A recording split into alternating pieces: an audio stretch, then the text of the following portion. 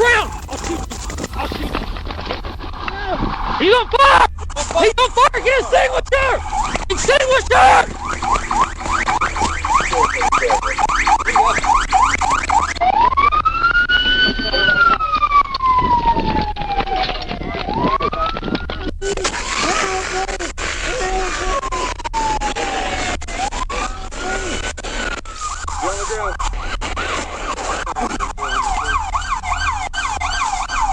He's on fire! Put your hands behind your back!